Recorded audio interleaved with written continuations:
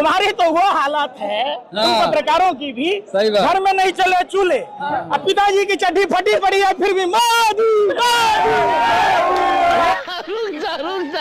भारतीय मुसलमान आवाज नहीं उठाते। गैस और तेल का रास्ता ईरान कभी नहीं खोलता कि कोई नेता के लिए ये रास्ता नहीं खोला गया है। ये खोला गया है तो मुसलमान भाई और बहनों के लिए खोला गया, भारतीय मुसलमान के लिए खोला गया, क्योंकि भारतीय मुसलमान ईरान के लिए आवाज उठा रहे थे। यानी तेल और गैस का रास्ता भारतीय मुसलमानों की वजह से खोला गया है। बिल्कुल, भारतीय मुसलमानों के वजह से तेल और गैस का रास्ता ईरान खोला है और किसी के वजह से नहीं खोला है। अंधभक्त इजराइल के सपोर्ट करते थे। एक बार फिर से मुसलमानों ने साबित कर दिया कि मुसलमान जो है वो इस देश के रीढ़ की हड्डी है, क्योंकि अगर मुसलमान और सेकुलर हिंदू ईरान के समर्थन में नहीं उतरते तो आज ईरान जो है वो रास्ता नहीं खोलता, क्योंकि ईरान के स्पोक पर्सन ने साफ तौर पे कहा है कि जिस तरह से भारत के लोगों ने ईरान का समर्थन किया है उसी वजह से हम जो है रास्ता खोल दिए हैं और आराम से भारत के लोग जो है तेल और गैस ले जा सकते हैं। तो सलाम कीजिए उन मुसलमानों को जो ईरान के सपोर्ट में उतरे।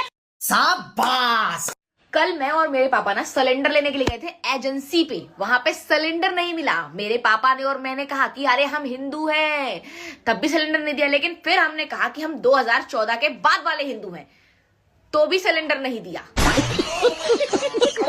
ऊपर वाला भी सारी परेशानियां हम महिलाओं को ही क्यों देता है? अरे कल खाने में क्या बनेगा ये दुख कम था? हाँ? जो कल खाना कैसे बनेगा ये दुख भी जोड़ दिया। अब तो इन मुस्लिमों को गालियां देना बंद कर दो अंधभक्तों, क्योंकि आपको पता है ईरान ने इन मुसलमानों की वजह से हमारे भारत में कच्चा तेल और पेट्रोल भेजा है। बात तो सही है। तो दोस्तों इतना ही क्लिप देखकर तो समझ गए होंगे कि आज की वीडियो कितना फनी होने वाली है। पर उससे पहले बता दूं कि पंकज भाई ने तो आज मीडिया वालों की क्लास लगा दी। तो आप लोग वीडियो में बने रहे। तो चलिए दोस्तों करते हैं वीडियो को स्टार्ट। क्यों रे झिंगुर, तुझे क्या लगा तू नहीं रहेगा तो हम भूखे मर जाएंगे, हमारा खाना नहीं बनेगा? तू जब पैदा नहीं हुआ था ना तब हम इस पे खाना बनाते थे, इस पे। समझ में आ गई बात? आया बड़ा हमें भूखा मारने वाला। शक्ल भी देखिए कभी अपनी। हट। ईरान ने भारत को तेल और गैस भेज दिया है। ईरान ने सिर्फ भारत को ही तेल और गैस क्यों भेजा है, रुक जाइए, ये हम बताते हैं। देखिए ईरान के ये आला अधिकारी हैं और ये कह रहे हैं कि हम भारत सरकार के वजह से तेल और गैस नहीं भेजे हैं, हम भारत के उन लोगों के वजह से भेजे हैं जो भारत में रहकर ईरान का झंडा लेकर रोड पर उतर कर कह रहे थे I love Iran, love back या खामेनी, और कह रहे हैं कि हम जितना आयतुल्लाह अली खamenei से मोहब्बत करते हैं उतने ही भारत के लोगों से भी मोहब्बत करते हैं। समझ रहे हो? ये सरकार जो दिन न दिखा दे। आपने ट्रेन में किसी को उपले मतलब जो गोबर से एक ईंधन बनाया जाता है उसको सुखा करके खाना बनाने के लिए, वो बेचते हुए किसी को आपने देखा है ट्रेन में? नहीं देखा ना? तो अब देख लीजिए, ये सरकार इस हाल में हमारे देश को पहुंचा चुकी है कि लोग अब ट्रेन में उपले बेच रहे हैं। जब से हम लोग मोदी जी को चुने हैं ना, तब से ना हम लोग औरत समाज खतरे में आ गए। कैसे कैसे? अब तुम ही देख लो, जब से मोदी जी आए तब से नोटबंदी करवा दिए। हम लोग जितना भी माल छुपा करके रखे थे वो हम लोग को ऑटोमेटिक निकालना पड़ गया, तो लेने के देने पड़ गए। उसके बाद मोदी जी सोना चांदी इतना महंगा कर दिए कि हम लोग सोना चांदी पहनना छोड़ दिए, हम लोग डुप्लीकेट पहन के जिंदगी जी रहे हैं।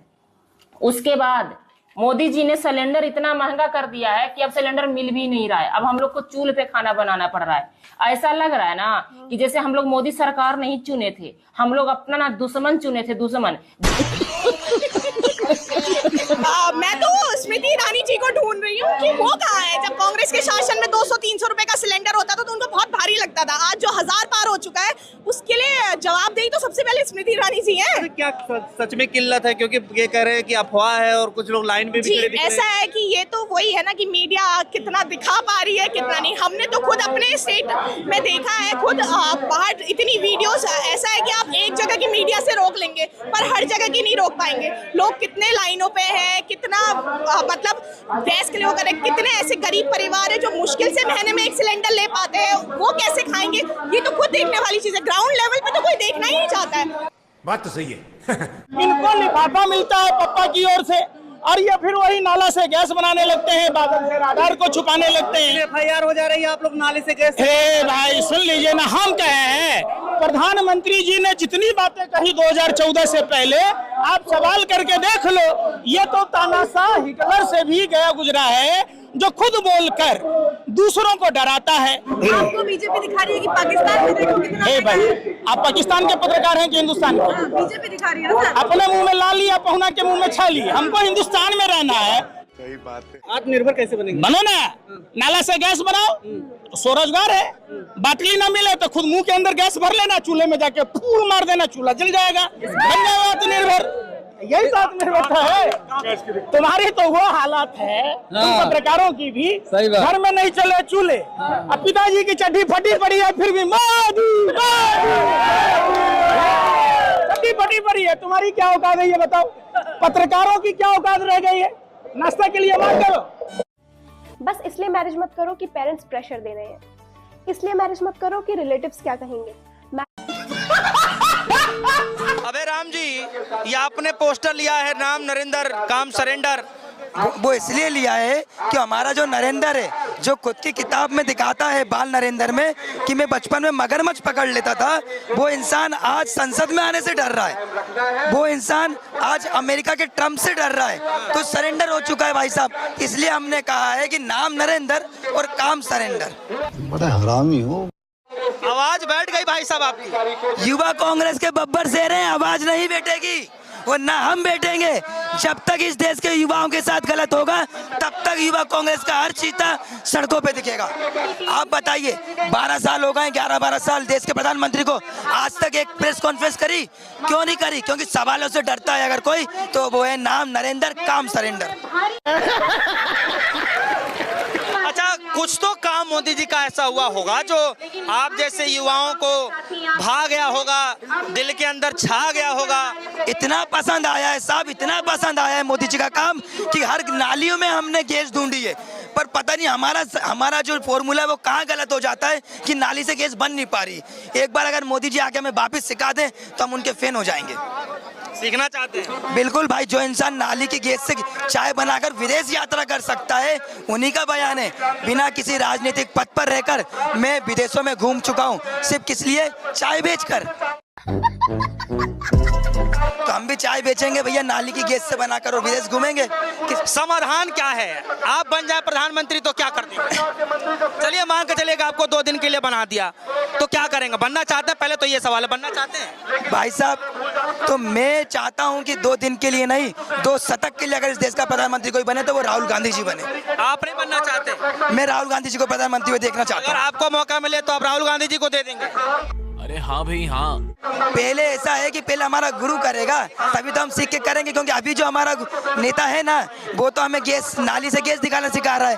तो पहले इस देश को एक सच्चा प्रधानमंत्री मिलने दीजिए, जो इस देश को बताए कि काम कैसा होता है।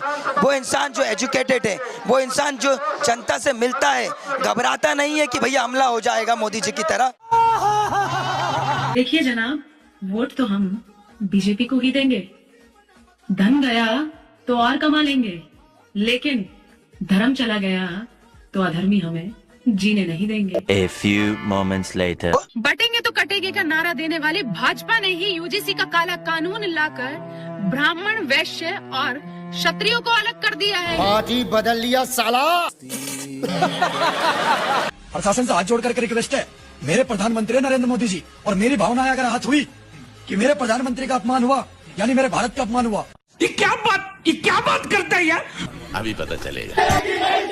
मोदी जी की तानाशाही नहीं चलेगी, नहीं चलेगी। I love Yogi ji, I love Yogi ji. बस हवा निकल गई। क्या धमकाना चाहते हो भाई? संसद का कानून है, सबको स्वीकार करना पड़ेगा। गजब बेइज्जती है।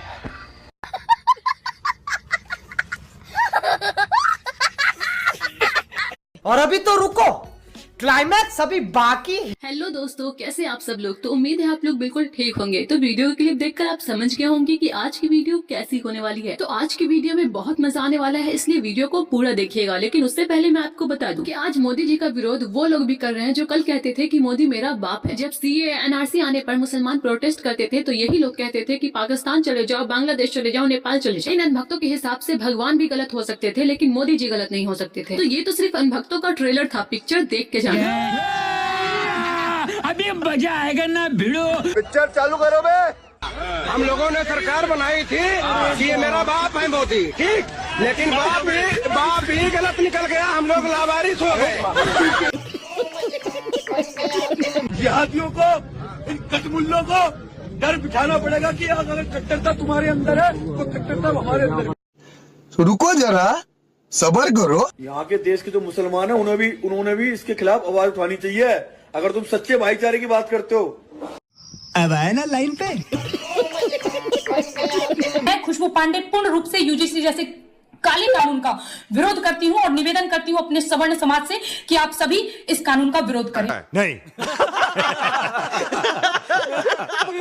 मैं इस बात को समर्थन नहीं करती हूँ कि अगर मोदी जी कर रहे हैं तो अच्छा कर रहे होंगे, इसका परिणाम हमें आगे देखने मिलेगा। नहीं, बस हवा निकल गई।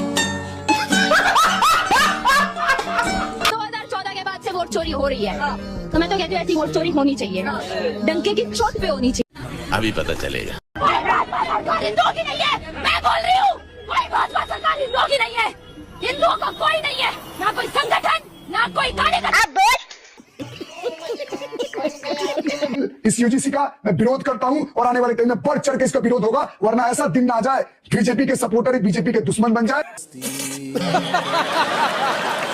कान खोल के सुन लो। तकलीफ हुआ है बेचारे को। बोल। अगर इसने UGC को वापस नहीं लिया, धूल चटा देनी बीजेपी की सरकार को। ये जूता देख रहा, जूता मस्त जोक मारा रे। ये हंस रहे हलकट, हंस। कि साहब की सरकार UCC बिल लेकर के आएगी और इस देश के कट्टर हिंदू सनातनियों को एक तोहफा देगी। ओह, ऐसा है क्या? लेकिन साहब UCC की जगह UGC लेकर के आ गए। शपथ लेते हैं। लेकिन ये साला कर क्या रहा है यहाँ पे? ये जो काला कानून UGC बिल, मोदी सरकार लाई है। जब तक ये वापस नहीं होता, हम मोदी सरकार को वोट नहीं देंगे। मैं थूकता हूँ तेरी सूरत पे। अरे अनभक्तों, तुम ही लोग कहते थे कि जो राम को लाए हैं हम उनको लाएंगे, तो मोदी जी ही राम को लाए थे और UGC भी मोदी जी ही लाए हैं, तो इतना भड़क क्यों रहे हो? अगर कोई मुसलमान मोदी जी के खिलाफ बोल देता था तो ये लोग इसे बांग्लादेशी, पाकिस्तानी, खालिस्तानी ना जाने क्या क्या बोलते थे। यही लोग कहते थे कि 1000 रुपए किलो आटा खरीदेंगे, 5000 का गैस सिलेंडर खरीदेंगे, लेकिन लाएंगे मोदी जी को। इसके हिसाब से मोदी जी का विरोध करना यानी इस देश का विरोध करना। तो मैं भी मोदी जी से कहना चाहूंगी कि मोदी जी इन अनभक्तों को या तो बांग्लादेश भेज दो, या तो पाकिस्तान भेज दो, या तो नेपाल भेज दो, क्योंकि ये लोग आपका विरोध कर रहे हैं, इसलिए ये लोग देशद्रोही हैं। जिस भारतीय जनता पार्टी को हमने कई बार सत्ता पर बैठाया, तो वो जो घमंड की राजनीति उन्होंने कहीं न कहीं अपने माथे में बुन ली है, उसे तोड़ने का काम करें। अच्छा, हमको सिखा रिया है। अभी सभी हिंदुत्व को, जितने भी हिंदू लोग हैं, उन सबको एक होकर इस बिल का विरोध करना चाहिए। अच्छा। I love Yogi ji. I love Yogi ji. Go back UGC. Go back UGC. I love Yogi ji. I love Yogi ji. मौसम तो ऐसा लग रहा है दिल गार्डन हो रहा है, बहुत मजा आ रहा है यहाँ पे। UGC कानून मुर्दाबाद। मोदी अमित शाह मोदी अमित शाह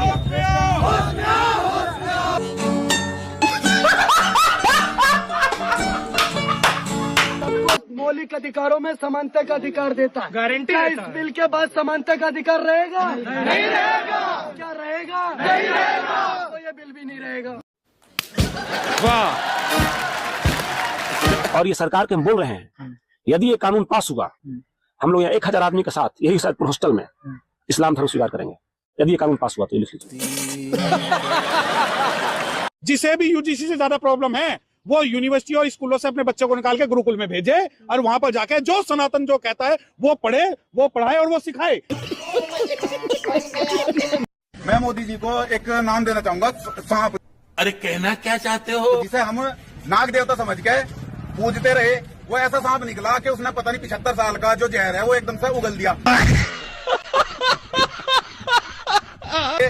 मुसलमानों के हम खिलाफ हुए पड़े, हिंदुओं को इकट्ठा करने पे लगे पड़े। पड़ा तो जातिवाद सबसे बड़ा किसने करा? मोदी ने करा, इस सांप ने करा। ये सब क्या देखना पड़ रहा है?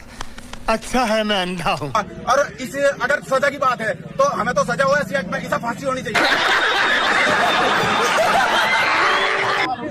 कब तक काले कानून का कोड़ा सवर्णों पर चलाओगे? यूजीसी लाकर गधों को घोड़ा बनाओगे? तुम्हारे जैसे लोग इस देश के लिए श्राप है। सही पकड़े हैं। यही नहीं, अभी और सुनिए। तुम्हारे नस्लों की नस्लें टूट कर बिखर जाएंगी, फिर भी तुम सवर्णों का रोआ नहीं उखाड़ पाओगे। साले का खोपड़ी तोड़ साले का। मैं पहले बहुत बड़ा अंधभक्त था बीजेपी का, लेकिन इस अत्याचार के बाद अब इनको कभी जीवन में वोट नहीं करूंगा।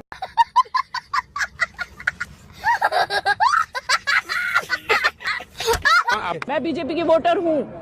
आज के बाद मैं कभी बीजेपी को वोट नहीं दूंगा। चीटिंग करता है तू, चीटिंग करता है तू।